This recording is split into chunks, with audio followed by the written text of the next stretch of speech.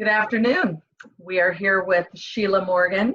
Today we are doing a small business interview on Sheila. We're going to share this with the Women Empowered as a benefit of being part of our Women Empowered Collective. And Sheila, welcome. Thank you, Sean. This is fun. Yeah, very fun. I'm going to ask you some questions, and anything that you want to pass on, just let me know. But I think they're pretty basic questions surrounding your business, how you got there, and how you became a business coach or life coach. Sorry, I don't know, a coach. Yeah, I'm a life coach. A life coach. God, I don't know why I said business. It's totally fine because you have business on the brain, I guess. I guess so. Yeah. So, why don't you describe your business for us? Okay, well, I am a life coach, and what that means is that I help people with their life, and that can include business. And I've coached people on that. I've coached them on relationships, on stress, anxiety, on relationships with their spouses, with their kids, with their mom. That's a big one, actually. Relationships with our moms, right? That is a good one. Well, that's awesome. So what made you decide to go into coaching? Well, I had a business years ago, and I was struggling with that. And so I became part of a group where we were all getting coached on our businesses. And I didn't realize that life coach was a thing. I just joined the group because I thought it'd be great to learn something. So I ended up hiring the coach and realizing that what I really liked doing was helping people and coaching people. And the business that I was doing was paint parties, where you go and you paint, and you had somebody lead the group, and you drink wine and all of that. And I decided that I really liked doing that, and I wanted to become a coach myself. So I signed up for a training to become a life coach, to get certified in that. And I had a party where I invited people and nobody showed up. And so I had like this whole breakdown about, oh, I can't do this. I can't run a business. I'm not any good at this kind of stuff. And so I even got my money back from the coaching school that I had signed up for. Oh, wow. Not getting certified at that time. And so then 2018, I finally had worked my way through and gotten coaching and learned how I can help other people. And so I signed up for a coaching certification. Then I completed that last year, about almost a year ago, a little over a year ago. And I've been coaching for a year and a half now. Excellent. I think we kind of answered the next question. So I'm going to, actually the next two. So do you know who your competitors are? Do you have competitors? That's a really great question. And there are a lot of coaches out there. And what I'm finding is that I could get really out there with this and say, there's no one that competes with me because I'm uniquely me, right? But there really are people that do coaching, like that's business and all of that. And there are also people like what I was doing with the paint parties. People would come into those and be anxious and stressed.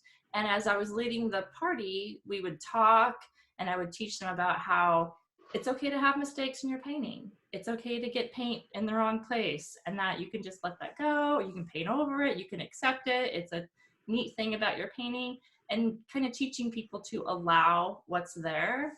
And by the end of it, they would have less anxiety. So even as a paint party, facilitator, right, yeah. I don't know what the word was, that was helping people feel better. So just about anything. I'm competing with alcohol salesmen, bartenders, right?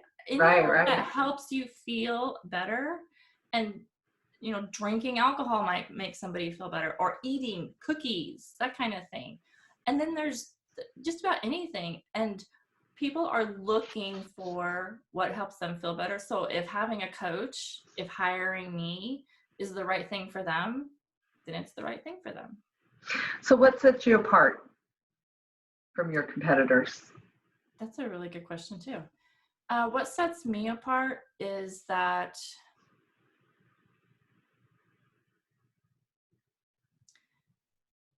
the type of coaching that I do is different from what a lot of life coaches do. It's not like,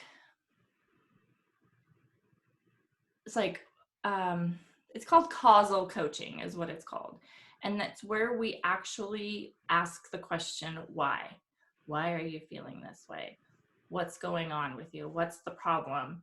And in one of the coaching certifications that I did, they actually told us not to ask the question why. And I thought, well, that's strange. I want to know why. And instead they had us just kind of let the client just talk. They said, just talking is enough. Just talking makes people feel better. And it does. It totally does. There's a theory that a lamppost can help someone if every day they walk out and they tell their problems to a lamppost and they leave their problems there and walk on. A lamppost can help people. And that's great, but that's a temporary fix. If we can get to why are you feeling this way and how can we help you to deal with that and solve the problem, it's more of a permanent fix rather than just a temporary. Like having a beer is a temporary fix, right? You feel better for a little while and then you want another beer. I think the why might be the most important part. So that makes total sense. So how do you market your business? I do a lot of networking, and I also have a Facebook group called I can't remember the name, Make Love Not Drama. And I invite people to come to that to get to know me. I post things in there about what's going on in my life. I share things, I do some teaching, and it gives people the opportunity to understand some of my philosophies. Yeah, that's awesome. I like that. So where do you see your business in the next year? Oh, that's great. So I really don't know. And that's something, I'm completely straight with you, is that right now I'm feeling a little bit like, where do I go from here? What do I do now? I have 2 or 3 ideas of types of coaching I want to offer, and I'm not sure that I want to do that. So what's happening with me right now, and I'm totally aware of this, is that I'm kind of spinning in indecision. And so I joined a mastermind group that's going to help me work through and come up with what is basically my niche, right? So that's something that's in process for me right now. Yeah, so to be completely honest, in a year from now, I don't know where my business is going to be. I think that's great. I was going to ask you if you'd tried, I used to feel like focus groups were like, sorry. I used to feel like focus groups were just the thing at the time. And I really feel like I get so much out of a focus group nowadays that it's like priceless to me. You could sit with, 3 or 4 people and just throw ideas out in the middle of the table and come up with the greatest, idea of all. And I guess that's how ideas happen, So who do you seek advice from for your business? Well, I have other coaches, and that's who I go to. There's actually one coach that lives here in Eugene. Her name is Karen Gillen, and she's actually certified by the life coach school that I'm going into this month in March. So I guess that's one thing. In a year, I will be certified through the life coach school, and I'm going to be working towards my master coach certification. So I get coaching from that program, the coaches that are in that. I just had a one-on-one with someone who is I don't want to name names of locally, but someone who was helping me with how to network. So I started networking about a year ago. That's how I met you. And I really didn't know how. I wasn't sure, like, oh, you just go to this thing, people give you their business cards, and you wait for them to call you. I mean, wow, this is like easy. That's like, wow, that's okay. We'll just go have breakfast and lunch and it'll be great. And what I'm getting now is I need to be reaching out to them. And I had actually gotten some advice from a very successful coach, and I was told never chase clients, ever, never chase them. Don't call them, don't email them. When you go to networking events, you tell people what you do and then you let them come to you. And so that's basically what I've been practicing the last year. And I'm not getting very many clients. And I was like, oh, maybe I should actually be contacting people. And you're nodding your head. And I know that you are an amazing networker and a connector of people. So like, okay, you probably have known this for quite a while.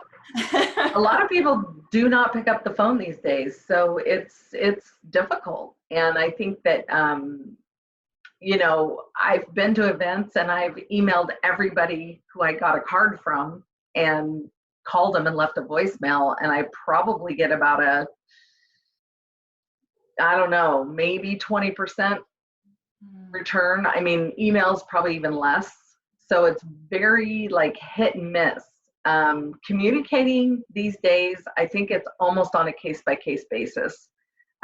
Everybody does it differently, and there's different, some people love to text.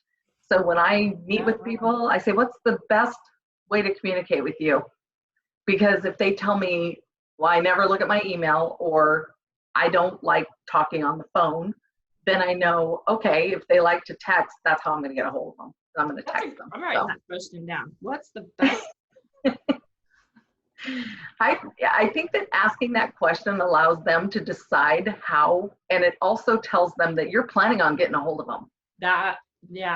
That's very clear. Yeah. Open that door. Get a hold of you, because guess what? I'm going to be reaching out. That's right. You are going to be hearing from me. I love that. Yeah. And that even might let them say, you know what, I'll just reach out to you if they would prefer to do that. Right. Yeah. Yeah. And, they'll let you know usually, and not everybody answers the phone or responds back, but most people do. You're there for a reason. And I always kind of keep an open mind. It's like, maybe they're not there to meet me. Maybe they will never use my service, but maybe I know this guy over here who could really do fabulous things with this person. So like connecting the dots, sometimes I kind of call it pay it forward. I pay it forward, now rain on me somehow, so that's how I look at networking.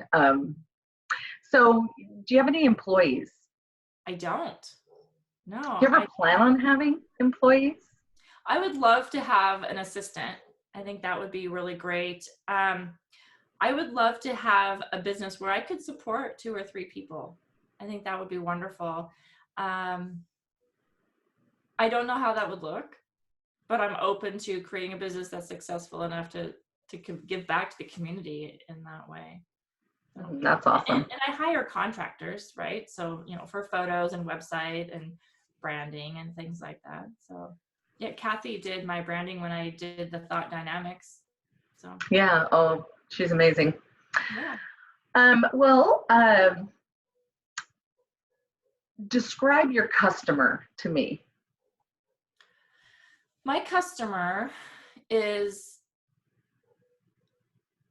so I'll describe like the majority of clients that I have worked with so far. Does that sound? And a lot of them come to me, and the words that I hear them say are things like, something's got to change. I feel like I can't get over this hump. And everybody hates me. I haven't heard that one a few times. Everybody hates me.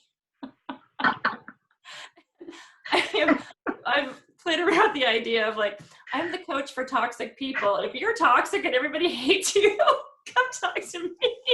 I'm sorry. I love that. And that's kind of why, like, one of my taglines right now is stop fighting with the people you love. It's like, and whether you think it's them fighting with you or you fighting with them or whatever it is, if you're just tired of the constant bickering or the arguing, or just people who have like grief over the loss of someone, whether it's somebody passed away or a relationship ended, or even this. And something I've been kind of thinking of lately is a lot of us are feeling a lot of regret and hurt over our past.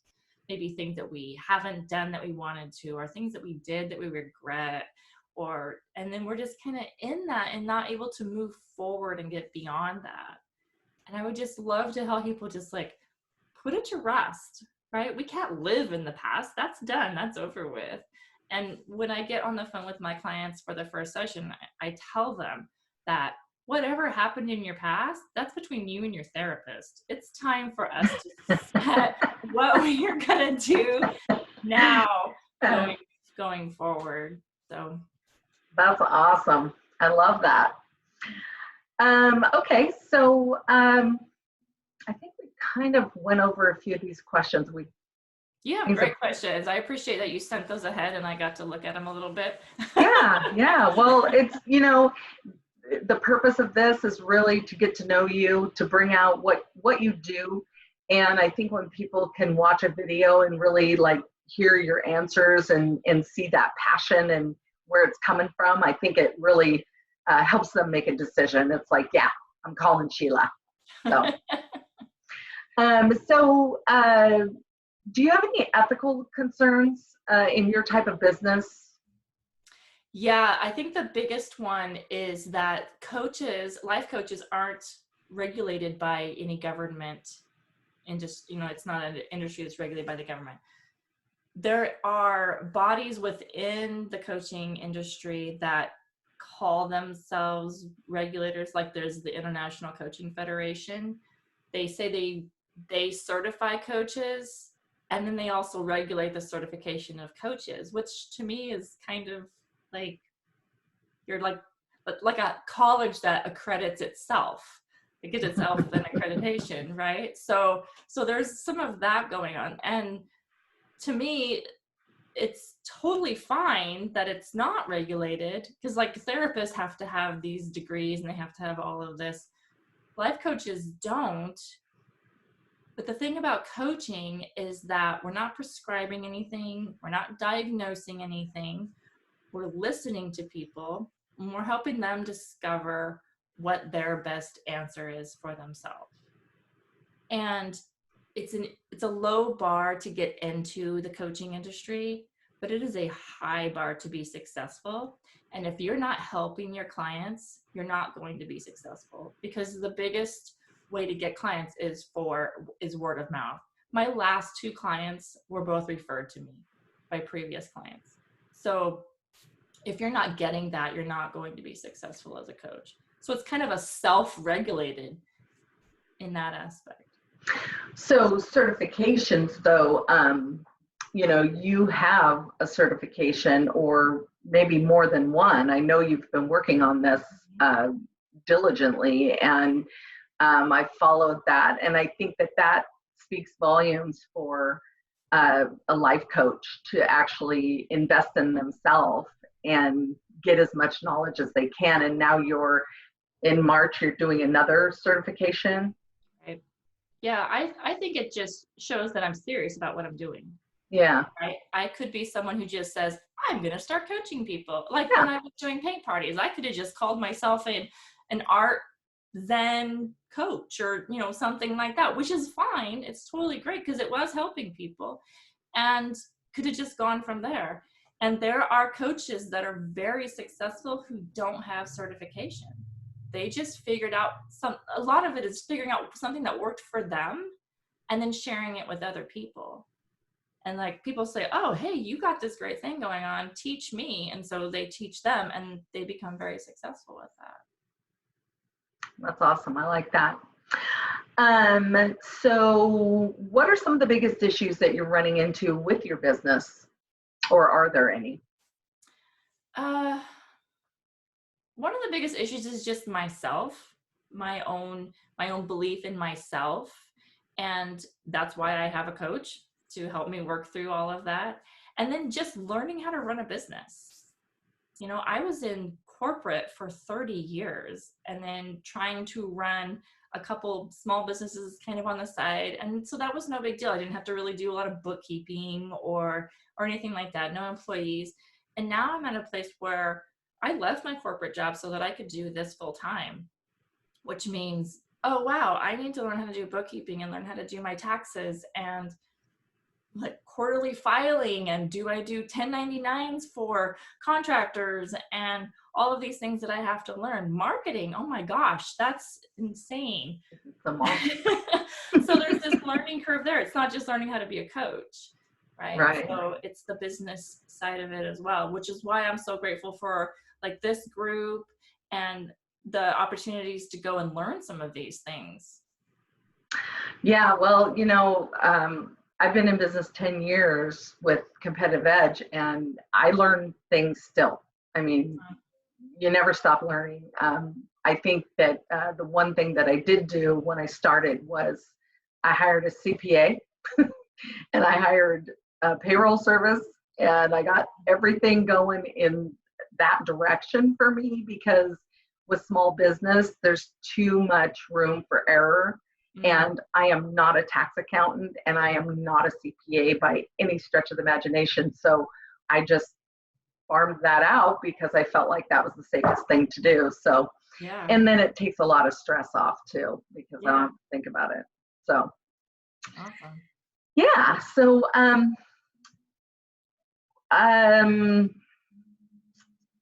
we've already asked you where you see yourself a year from now. So this last question is kind of repetitious, but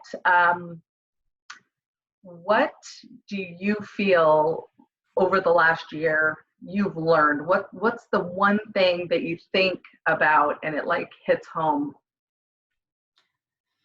The first thing that came to mind is just how easy at any point it would have been to give up, and how that I'm still here doing this, and how many things I've done over my life where as soon as it got hard, like, I'm out.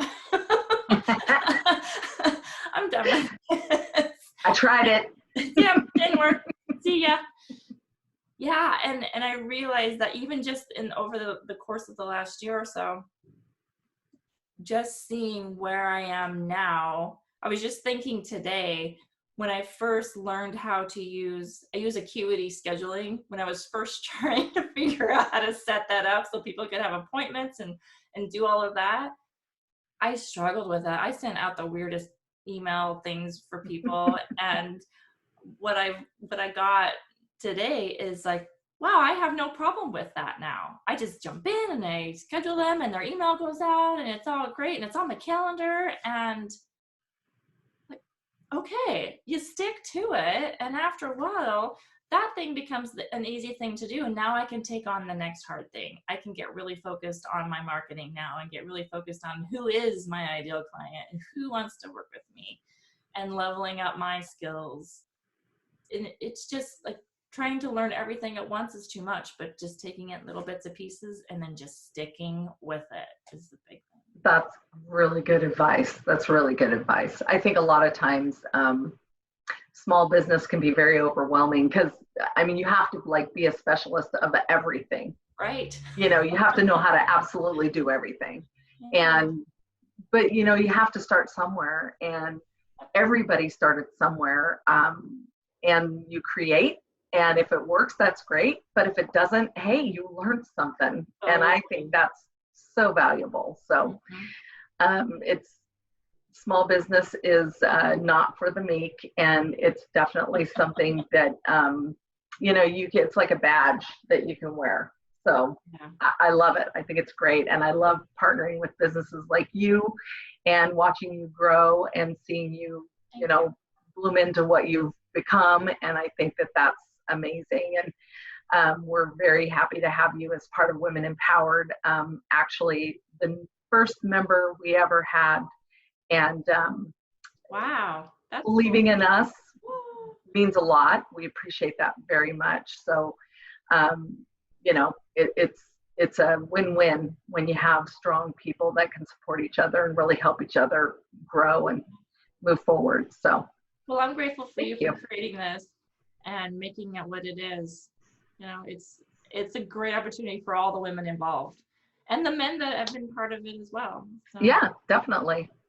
Well, I appreciate your time today, and this is our first launch of interviewing our the Women Empowered Collective, and we'll be doing it with every member and posting it out there in all of our locations so that we can learn about each other and grow together and look at, you know, a year from now we can look back on these videos and say, hey, is that video really forever, or can we change that out with the new one?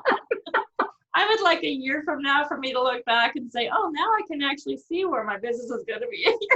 Well, and you can, you know, you'll be sitting actually in an office downtown with your assistant, you know. Love it. So we'll have to do a whole new video.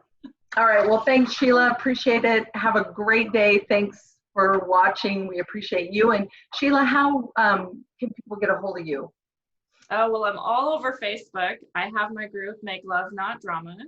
Sheila Morgan Coaching is my Facebook page. You can email me at coachsdmorgan@gmail.com. Awesome. Well, thank you so much. Appreciate your time, and good luck with your business, and we'll see you soon, I'm sure. All right. Thanks, Sean. Thank you.